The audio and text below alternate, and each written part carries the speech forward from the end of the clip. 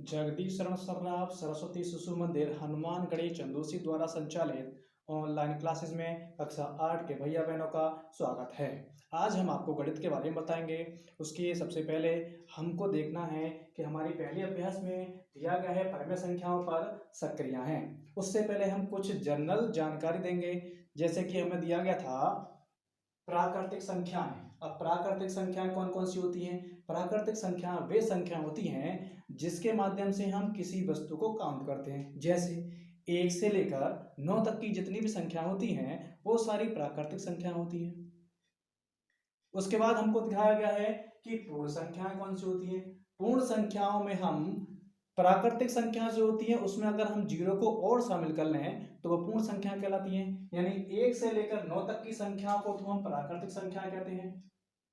1 से लेकर 9 तक की जितनी संख्या होती हैं वो सारी संख्याएं प्राकृतिक संख्या कहलाती हैं।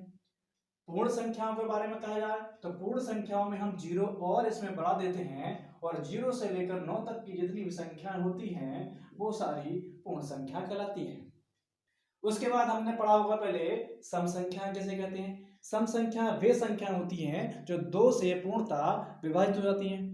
यानी 2 से कटने वाली जितनी भी संख्या होती हैं वो सब सम संख्या होती हैं। यानी 2 से उनका पूरा पूरा विभाजित होना चाहिए। जैसे 4 है, 6 है, ये जितनी भी संख्या होंगी 2 से पूर्णतः कट रही हैं, यानी ये संख्याएं सम संख्या कहलाती हैं। विषम संख्या कौन सी होती हैं? विषम संख्या वे संख्या होती हैं जो 2 से पूरी पूरी विभाजित नहीं होती हैं, उन्हें हम विषम संख्या कहते हैं। यानी 1 ले लिया, 3 ले लिया, 5 ले लिया, यानी ये जो संख्या हैं 3, 5, 7 ये विषम संख्या होती हैं। अब हमारे चैप्टर में मेन बात जो है परिमेय संख्याओं के बारे में बताया गया है। परिमेय संख्याएं क्या होती हैं? परिमेय संख्या वे संख्या होती हैं जिनको हम P अपॉन Q के रूप में लिख सकें। अब P अपॉन Q का मतलब क्या होता है? P अपॉन Q का मतलब होता है, ऊपर वाली संख्या को हमने पढ़ा होगा अंश कहते हैं और नीचे वाली संख्या को हर कहते हैं। यानी ऐसी संख्या है जिसको हम अंश और हर के रूप में लिख सकते हैं वो परिमेय संख्या कहलाती है। इसमें एक चीज ध्यान रखने की क्या होता है कि उस संख्या का हर कभी 0 नहीं होना चाहिए। अगर हमने किसी भी संख्या का हर 0 हो गया तो वो संख्या परिमेय संख्या नहीं कहलाएगी। यानी परिमेय संख्या वे संख्या होती हैं जिनको हम P अपॉन Q के रूप में यानी अंश और हर के रूप में लिख सकते हैं, वो संख्याएं परिमेय संख्या कहलाती हैं। यानी ऐसे लो 1/2 हो गया, 2/4 हो गया, ये संख्याएं परिमेय संख्या होती हैं। अपरिमेय संख्याएं कौन सी होती हैं? वे संख्याएं जिसको अपरिमेय संख्या वे संख्या जिसको हम P अपॉन Q के रूप में नहीं लिख सकते हैं। वे संख्याएं जिसको हम P अपॉन Q के रूप में नहीं लिख सकते हैं और वर्गमूल निकालने पर उसका वर्गमूल पूर्ण नहीं निकलता है। अगर हम उसका वर्गमूल निकालें तो वर्गमूल भी पूरा नहीं आता है, तो वो संख्याएं अपरिमेय संख्याएं कहलाती हैं। जैसे √17, √13, ये संख्याएं अपरिमेय संख्या कहलाती हैं। अब आपके अभ्यास में इसी संख्याओं के रूप में सवाल दिए होंगे। उन सवालों के बारे में पहले उसमें नियम लगाना है और नियम लगाने से पहले उस नियम को बताना भी है कि इस सवाल में हमने कौन सा नियम लगाया है और उसका नाम भी लिखना है। तो अब इसके बारे में बताते हैं कौन कौन से नियम आपकी क्लास में हैं और कौन कौन से नियम किस प्रकार काम करेंगे।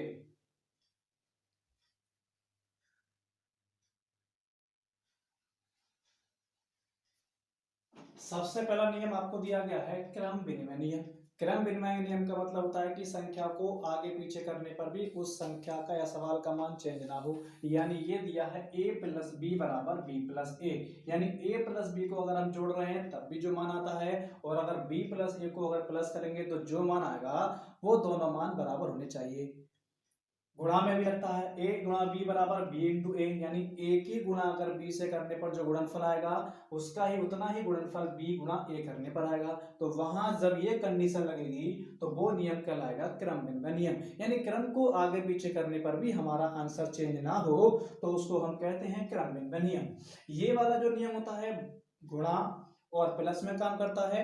अगर ये माइनस भाग वाली कंडीशन में हम इसको फॉलो नहीं कर सकते। इसमें क्या है दूसरा नियम आपको दिया है सेचर नियम। सेचर नियम में क्या होता है कि a प्लस बी प्लस सी बराबर a प्लस बी और प्लस सी, यानी जब तीन संख्या अगर दी होंगी और तीनों संख्याओं में अगर हम a और दो संख्याओं को लेकर प्लस करके उसके फिर लास्ट में एक संख्या प्लस करेंगे, अब उसका क्रम चेंज करने पर a प्लस बी प्लस सी करेंगे तब भी उसका मान सेम आना चाहिए। उसके बाद तीसरा नियम दिया गया है वितरण नियम। वितरण नियम का मतलब होता है जब दो संख्याएं दे रखी होती हैं और उसके बीच में कोई चिन्ह होता है और चिन्ह होने पर हम संख्याओं को कॉमन निकालते हैं, कॉमन लेने के बाद उसकी संख्या का मान चेंज नहीं होना चाहिए, यानी a बराबर a ब्रैकेट b प्लस सी। इसको हम लिख सकते हैं अगर ये दिया होता ए बी प्लस ए सी, अगर ए बी प्लस ए सी अगर दिया होता तो हम उसमें से a कॉमन निकाल लेंगे और a कॉमन निकालने के बाद अगर b प्लस सी को हल करेंगे तब भी उसका आंसर सेम आएगा। सेम यहाँ भी दिया है ए बी माइनस सी, यानी अगर इसकी हम मल्टीप्लाई करेंगे तो ए बी माइनस का ए सी हो गया और इन दोनों में से अगर हम a कॉमन निकाल लें तो a कॉमन निकालने के बाद उसकी जो कंडीशन बचेगी वो b माइनस के c होगी और b माइनस सी को हल करने के बाद उसको अगर a से मल्टीप्लाई करेंगे तो जितना आंसर इसका आएगा वही आंसर इसका आएगा। तो ये आपके तीन नियम दिए हैं, पहला क्रम विनिमय नियम हो गया, दूसरा सहचर्य नियम हो गया और तीसरा वितरण नियम हो गया। अब इन तीनों नियमों का ही प्रयोग आपको अभ्यास पहले में करना है, जिसमें आपको जहां भी जो नियम लगेगा उसको लिखना है और इसी के अनुसार हमको सवाल करने हैं।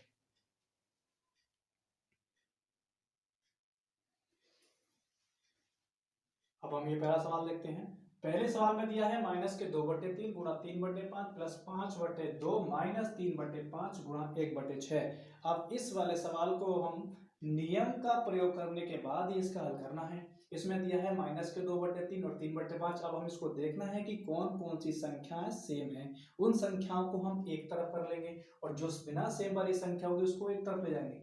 यानी माइनस के 2/3 गुणा 3/5 ये दिया है और 3/5 हमको इसके सेम दिख रही है और गुणा 1/6, यानी इस वाली संख्या को उठाकर हम इधर ले आएंगे और इस वाली संख्या को उठा कर लाएंगे तो साथ में ये दे दी जाएगी। तो ये आ गया तुम्हारा 2/3 गुणा 3/5। अब इस संख्या को उठा के अगर इधर लाएंगे तो ये माइनस का 3/5 गुणा 1/6 और प्लस 5/2। यानी हमने क्या करा, इस संख्या में इसका क्रम चेंज कर दिया। तो यहां जो हमने नियम लगाया वो लगाया क्रम विनिमय नियम। क्रम विनिमय नियम। इस वाली संख्या को उठा के इधर ले आए, इस वाली संख्या को उठा के वहीं ले गए, सारी संख्याओं के चिन्ह वही हैं। अब इसमें जो नियम लगा पहले वाला नियम था क्रम विनिमय नियम, यानी हम क्रम को आगे पीछे अगर करेंगे तो उसका जो नियम का नाम होगा वो क्रम विनिमय नियम होगा। उसके बाद हमने देखा इस वाली संख्या में ये वाला पद और इस वाली संख्या में ये वाला पद दोनों कॉमन पद है, इसको आगे निकाल लेना है।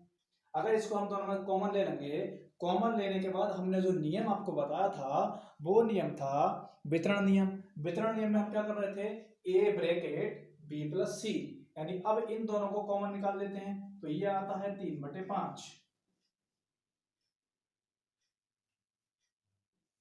3/5 अगर हम कॉमन निकालते हैं तो यहां से बचा माइनस के 2/3 और यहां से बचा माइनस का 1/6 प्लस 5/2।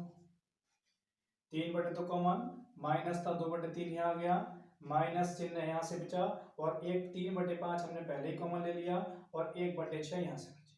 तो यहाँ जो नियम लगाया वो आ गया वितरण नियम।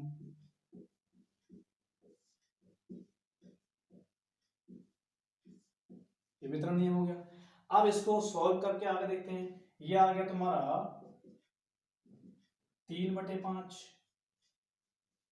ब्रैकेट, इन दोनों का एलसीएम लेंगे 6 आएगा, 3 दूनी 6, 2 बार गया, 2 दूनी 4 माइनस के 4 आ गया, 6 एकम 6 और एक बार गया, एक एक अनेक चिन्ह माइनस का है तो यहाँ माइनस का ही आएगा, माइनस का 1 आ गया प्लस 5/2। 3/5 वैसे ही है, इन दोनों को हमने एलसीएम 6 आ गया, 6 3 दूनी 6, 2 दूनी 4 हो गया, 6 एकम 6 माइनस का 1 आ गया प्लस के 5/2। अब इसको सॉल्व करो आगे, 3/5 माइनस के 4 माइनस का 1 हो गया, माइनस के 5/6 हो गया प्लस 5/2 पहले से ही है। अब ये दोनों गुणा में है और ये प्लस में है तो इस वाले 5 से हमने इस वाले 5 को कैंसिल कर दिया, माइनस का बचा और 1 मार 3 ये है और 6 ये है, तो 3 एकम 3 और 3 दूनी 6। अब जो बचा यहाँ से बचा माइनस का 1/2, क्योंकि माइनस ये रह गया, और यहाँ से बचा +5/2। माइनस, अगर जब दोनों संख्याओं के आधार सेम होते हैं तो उसमें अगर हम एलसीएम नहीं लें तब भी आंसर हो जाएगा, और अगर दोनों के हर बराबर नहीं है तो हर बराबर करने के लिए उस संख्या का हम एलसीएम लेते हैं। तो यहाँ हमारे दोनों के हर बराबर हैं, तो हम इसमें डायरेक्ट घटा देंगे इसको। 5 में से 1 गया 4/2 और 2 दूनी 4/2। तो ये हमारे पहले सवाल का आंसर है। दोबारा देखिए, सवाल दिया था, इस वाले सवाल में हमको जो संख्या बिल्कुल सेम लगी उसको हमने चिन्ह उठा सहित एक तरफ कर लिया। माइनस के 2/3, 3/5, 3/5, 1/6 +5/2 इस साइड से इस साइड आ गया, लेकिन चिन्ह इसका वही है। उसके बाद हमने देखा इन दोनों में ये 3/5 कॉमन है, 3/5 जो कॉमन है उसको बाहर निकाल दिया। बाहर निकालने के बाद जो संख्याएं बची माइनस के 2/3, माइनस का 1/6 अंदर रह गया, और +5/2 अब भी यही। पहले वाले में हमने क्रम चेंज किया था इसलिए क्रम भिन्न नियम हो गया। दूसरे वाले में हमने कॉमन निकाल के बाहर लगा दिया, तो ये वितरण नियम के अंतर्गत आता है, तो ये वितरण नियम हो गया। इस बार हमने इन दोनों संख्याओं का एलसीएम लिया, 6 आ गया, 3 दूनी 6, 2 दूनी 4 आ गया, 6 एकम 6, और 1 की गुणा जितनी संख्या बाहर जाता है उस संख्या की उससे मल्टीप्लाई कर देते हैं, यानी 6 एकम 6 और 1 की गुणा 1 से 1 आ गया, +5/2। अब इन दोनों को प्लस करके 5/2 माइनस का आ गया, इधर 5/2 पहले से बैठा हुआ है, फिर आगे बढ़ाया, माइनस का 1/2 काटने के बाद आ गया +5/2, दोनों का आधार सेम, और घटाने के बाद 4/2 और 2 दूनी 4। तो ये सवाल हमारा पहला वाला सवाल है। एक सवाल इसमें और है जो आपको घर से करना है।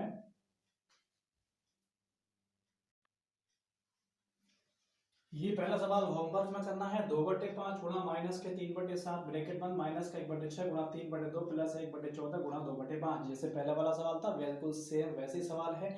अब अगले सवाल में आपको दिया होगा योज्य प्रतिलोम। योज्य प्रतिलोम क्या होता है? अगर हम ये संख्या जो दी होगी, योज्य प्रतिलोम मतलब उस संख्या में हम ऐसी संख्या जोड़ें कि उसका मान 0 हो जाए।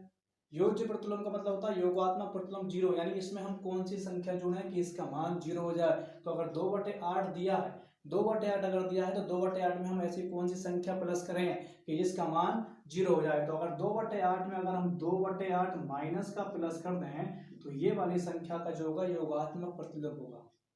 योगात्मक प्रतिलोम का मतलब होता है कि उस संख्या में हम कौन सी संख्या प्लस कर रहे हैं जिससे उसका मान 0 हो रहा है। तो 2/8 दिया था, 2/8 में अगर हमने माइनस का 2/8 अगर हम प्लस कर दें तो उसका मान क्या हो जाएगा? 0 हो जाएगा। हमको कुल मिलाकर इस संख्या का मान 0 लाना है। अगर मान लो कोई सवाल दिया है 5, तो अगर इसमें 5 दिया है तो माइनस का 5 कर दो, तो माइनस के 5 जो संख्या हम इसमें प्लस करेंगे चिन्ह सहित वही उसका योगात्मक प्रतिलोम होता है। अब इसके जो सवाल देखते हैं।